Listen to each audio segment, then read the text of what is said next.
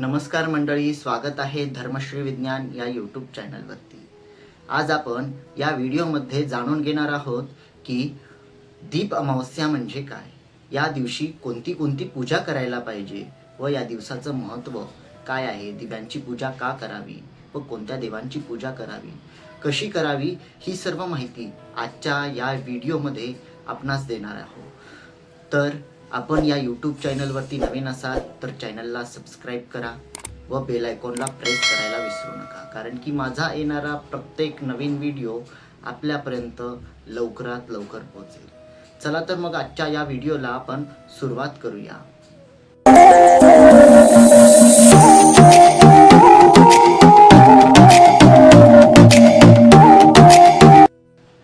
दीप अमावस्या आलेली आहे 4 ऑगस्ट 2024 रोजी। या दिवशी सर्वप्रथम एक गोष्ट आपल्याला करायची आहे। आपल्या घरामधले जेवढे काही छोटे लहान मोठे सर्व तेलांचे तुपांचे दिवे एकत्र करा। त्या दिव्यांना गरम पाण्याने स्वच्छ धुवून घ्या। स्वच्छ धुवून घेतल्याच्या नंतर पुसून एका पाटावरती जागेवर मांडा। त्या दिव्यांची पूजा करा। पूजा ही शास्त्रोक्त व्हायला पाहिजे। त्या दिव्यांची पूजा गंध अक्षत हळदी कुंकू तुळस बेलपत्र वाहून ही दिव्यांची पूजा तिथे झाल्याच्या नंतर त्या दिव्यांना तिथे धूप अगरबत्ती लावा, ओवाळा। हे सर्व प्रथम झाल्याच्या नंतर दिव्यांची पूजा जितकी महत्त्वाची सांगितली आहे त्याच पद्धतीनं सुद्धा इथे त्या दिव्यांचं औक्षण ही सांगितलं आहे। हे दिव्यांची नुसती पूजा करणं महत्त्वाचं नाही, तर दिव्यांचं औक्षण होणंही तितकंच महत्त्वाचं आहे। या दिव्यांचं औक्षण करायला सांगितलं आहे। या दिव्यांचं औक्षण म्हणजे ते आपल्या कणकेचे 5 दिवे घ्यायचे, त्याच्यामध्ये हळद टाकून त्या कणकेच्या दिव्यांनी तेलाच्या दिव्यांनी ते औक्षण करायचं आहे। हे औक्षण झाल्याच्या नंतर तिथे नैवेद्य अर्पण करायचं आहे। त्यानंतर सर्वप्रथम आपल्या घरामध्ये जे काही लहान मुलगा असेल लहान मुलगी असेल लहान मुलांचं औक्षण सुद्धा इथे दीप अमावस्येला सांगितलं आहे।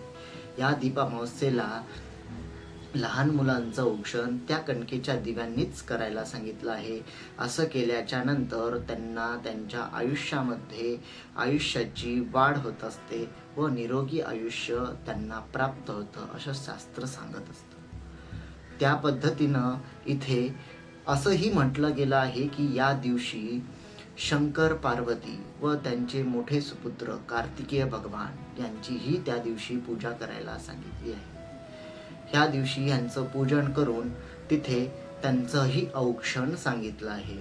हे औक्षण झाल्याच्या नंतर जो काही आपला श्रावण मास आहे दुसऱ्या दिवसापासून चालू होतो व त्याच्या आदल्या दिवसाचा हा जो काळ आहे अमावस्येचा, याच काळाला दीप अमावस्या अर्थात आषाढ अमावस्या, आषाढ महिन्याचा शेवटचा दिवस म्हणून आषाढ अमावस्या व दिव्यांची अमावस्या असंही म्हटलं जातं। या दिवशी काही भक्त महादेवाची भक्त असतील देवांची भक्त असतील तर या दिवशी उपवास करत असतात। काही लोक करतात काही लोक करत नाहीत। शास्त्रानुसार असं सांगितलं आहे शक्य होईल तेवढ्याच गोष्टी आपण केल्या पाहिजे। त्याच पद्धतीनं या दिवशी सर्वात जास्त महत्त्व याचं सांगितलं आहे, एक तर तुळस किंवा पिंपळाच्या झाडांना कमीत कमी 108 प्रदक्षिणा घालाव्या। पण आता 108 प्रदक्षिणा जे झाड आहे ते जर मोठं असेल किंवा त्याला घालायला जागाच नसेल तर आपण 108 प्रदक्षिणा करूच शकणार नाही। पण कालाय तस्मै नमः, काळानुसार आपण चाललं पाहिजे। म्हणजे काय की आपल्याला शक्य होईल तेवढ्या प्रदक्षिणा 11, 21, 51 अशा अंकानुसार आपण प्रदक्षिणा तुळशीच्या झाडाला म्हणा किंवा पिंपळाच्या झाडांना म्हणा आपण मारू शकतो। याने काय होईल तर आपल्यावरती पितर लोक जे आहेत आपल्या घरातले दिवंगत पितर जे वारलेले लोक असतात ते आपल्यावरती प्रसन्न होतील। दीप अमावस्येला पितरांची सुद्धा पूजन सांगितलं आहे, त्यामुळे पितरांचं ताट एक व्यवस्थित वाढून त्यांचाही नैवेद्य तिथे अर्पण करावा। असं केल्याच्या नंतर आपल्यावरती आयुष्यात जे काही अडचणी येत आहेत, पितरांची पूजा केल्याच्या नंतर ते प्रसन्न होतील व जीवनामध्ये जे काही अडचणी येत आहेत त्यांना एक मोकळी वाट भेटेल व त्यानंतर हे सर्व पितर प्रसन्न होतील. अशी ही सर्व काही दीप अमावस्येची माहिती आहे. मंडळी, हा व्हिडिओ तुम्हाला आवडला असेल तर लाईक, शेअर, सबस्क्राईब जरूर करा. जास्तीत जास्त लोकांपर्यंत हा व्हिडिओ शेअर करा, कारण की त्यांना सुद्धा या व्हिडिओची सगळी माहिती भेटत जाईल. चला तर मग भेटूया पुढच्या व्हिडिओमध्ये. तोपर्यंत धन्यवाद.